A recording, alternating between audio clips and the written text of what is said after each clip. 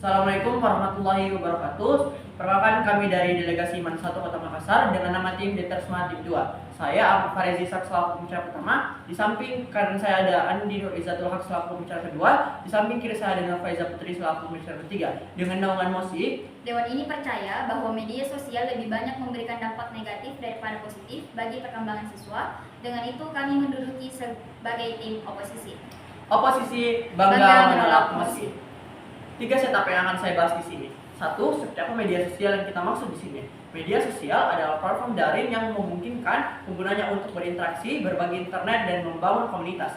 Secara umum, media sosial memiliki beberapa karakteristik utama. Seperti 1. Interaktif. Yang kedua, berbasis konten. Ketiga, jaringan sosial. Dan keempat adalah real time. Contohnya seperti aplikasi Instagram, TikTok, YouTube, Facebook, X, dan lain sebagainya. Jadi media sosial ini adalah salah satu media online platform yang memungkinkan para penggunanya untuk berbagi informasi dan mampu untuk meraih informasi. Tapi yang kedua, kontekstualisasi. Saya rasa kontekstualisasi dari MOSI adalah para pelajar itu sendiri. Jadi media sosial yang kita maksud di sini adalah media sosial yang memang dikhususkan oleh para pelajar itu sendiri. Jadi kalau proposisi bilang kepada Anda, kalau para pelajar ini mampu untuk melihat konten-konten yang tidak sesuai dengan umur mereka, saya rasa mereka sudah keluar dari konteks karena sudah mengkontekstualisasikan MOSI ini pada akhirnya, bukan? Tapi yang ketiga, apa analisis kenapa ini baik atau kenapa ini buruk pada akhirnya? Oke, kita paham kalau proposisi bilang kepada Anda kalau ini mungkin akan membuat siswa ketergantungan atau akan melupakan tugasnya mereka sebagai seorang pelajar. Tapi saya rasa kita perlu untuk melihat lebih jauh pada akhirnya. Dengan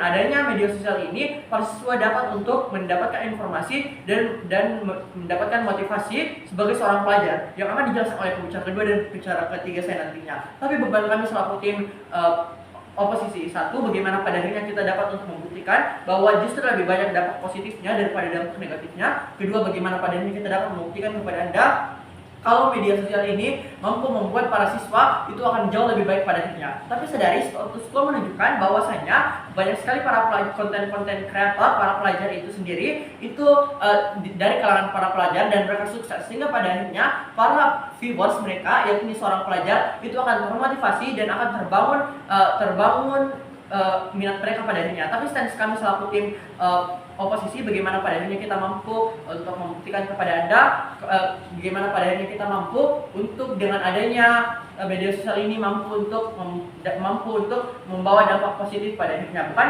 Untuk semua alasan tersebut bangga membuka kasus. Mari respon apa yang dikatakan proposisi. 1. Tim pro sering bilang kalau media sosial itu cuma bikin siswa terdistraksi dan penuh dengan konten negatif. Padahal ini terlalu menyamaratakan tanpa melihat bagaimana sebenarnya siswa menggunakannya. Kalau dipakai dengan baik, media sosial akan justru bisa jadi alat belajar yang sangat bermanfaat. Contohnya, banyak siswa yang menonton video YouTube atau TikTok untuk memahami pelajaran yang sulit, misalnya matematika maupun fisika. Kemudian yang kedua, kalau media sosial itu dianggap lebih banyak memungkinkan siswa bisa kehilangan akses ke informasi yang penting. Yang dimana media sosial adalah salah satu tempat yang paling mudah untuk mencari informasi. Kalau penggunanya dibatasi terlalu dekat, justru siswa jadi kehilangan kesempatan untuk belajar dari berbagai sumber yang lebih luas. Contohnya, banyak akun edukasi Instagram atau TikTok yang menyajikan materi pembelajaran dengan cara yang lebih menarik daripada buku yang penuh dengan teks. Kemudian yang ketiga adalah melarang atau membatasi media sosial bukan solusi yang terbaik. Kalau siswa tidak diajarkan cara menggunakan media sosial dengan bijak, mereka tetap bisa mengakses tanpa pengawasan. Jadi bukannya melarang, lebih baik membangun pemahaman tentang cara menggunakannya dengan benar. Contohnya, negara-negara dengan pendidikan yang maju tidak melarang media sosial, tetapi justru mengajarkan cara memanfaatkan secara positif. Kemudian lalu apa yang kami inginkan? Kami ingin bahwa membangun pemahaman bahwa media sosial itu adalah alat yang sangat berguna kalau digunakan dengan benar. Jadi daripada melarang atau menyalahkan media sosial, lebih baik 1, yaitu meningkatkan literasi digital supaya siswa bisa memilih informasi yang bermanfaat. Kemudian 2, memanfaatkan media sosial untuk pembelajaran misalnya dengan membuat konten edukatif atau mengikuti kelas online. Kemudian yang ketiga adalah mendorong siswa untuk menggunakan media sosial sebagai tempat berekspresi dan mengembangkan bakat, bukan hanya sekedar hiburan. Terus kenapa ini baik adalah 1, adalah media sosial membuat pembelajaran lebih menarik. Sekarang banyak cara belajar yang lebih seru dibandingkan hanya membaca buku atau mendengarkan guru di kelas. Media sosial membantu siswa memahami materi dengan cara yang lebih visual dan interaktif. Banyak siswa dapat melihat di aplikasi TikTok ataupun Instagram. Kemudian dua, media sosial bisa membantu siswa mengembangkan bakat dan keterampilannya. Banyak siswa yang bisa menyampaikan bakat lewat media sosial, entah itu dalam seni, olahraga, atau bahkan sains itu sendiri. Ini bisa membuka peluang lebih besar, misalnya mendapatkan beasiswa atau pekerjaan di masa depan. Contohnya, ada banyak konten kreator yang awalnya hanya membagikan karya mereka di media sosial, tetapi akhirnya mendapatkan kesempatan yang lebih besar di dunia nyata. Kemudian jadi apa dampak di masa yang akan datang? Satu, siswa lebih mandiri dalam mencari dan mengelola informasi. Dengan akses ke berbagai sumber di media sosial, siswa bisa belajar secara mandiri tanpa hanya bergantung pada guru atau buku pembelajaran. Contohnya yaitu siswa bisa mencari materi tambahan atau mengikuti diskusi online untuk memperdalam pemahaman mereka. Kemudian yang kedua adalah peluang pendidikan dan karir. Peluang pendidikan dan karir yang lebih luas. Banyak